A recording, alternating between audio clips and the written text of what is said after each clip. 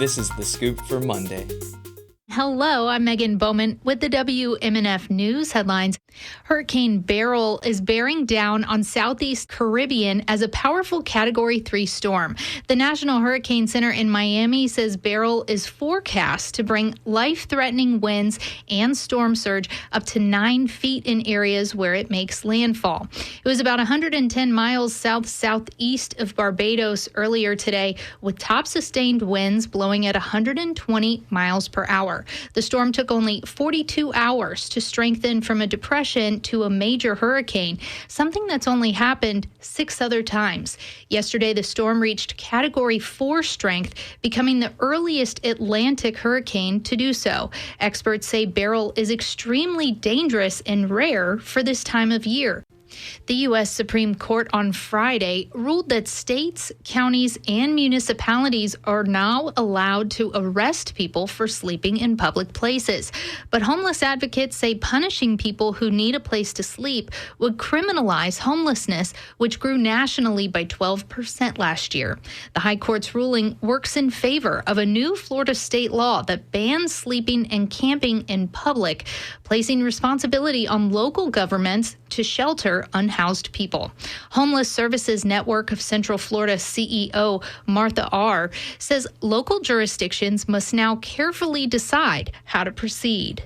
It opens the door for jurisdictions that are feeling pressure to just try and arrest people, move people along versus solving the crisis. We may see a significant increase in people experiencing homelessness who are getting arrested or being challenged with fines that they don't have the way to pay. And for the last 2 months, the Pinellas County Sheriff's Office has been tracking where the unhoused are sleeping. WMNF's Chris Young spoke with Tampa Bay Times reporter Justin Garcia about a list he received with homeless people's names and the agencies tracking them. Once I had the list, it was named after the law that Governor Ron DeSantis signed. And the list was essentially 3 pages and showed all these different locations around Pinellas County where they were monitoring where people are sleeping outside and how many people are there.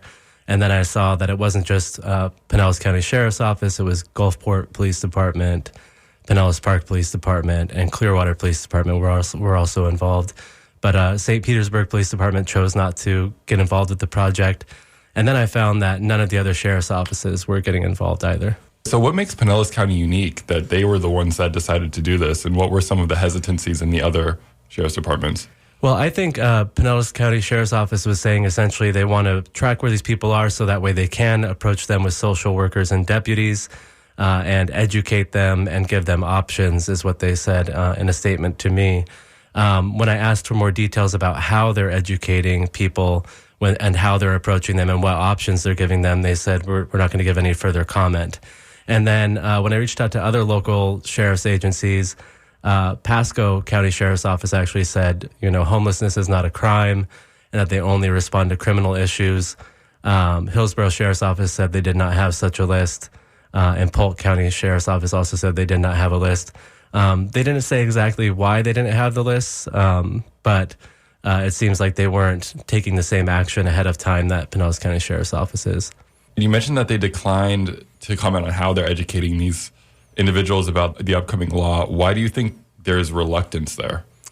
I can't speculate too much, but in my experience of working with law enforcement agencies, I think the public is always looking for transparency, right? If you are educating homeless people or people without a place to live on what to do, those details kind of help the public be more aware of what's going on out there.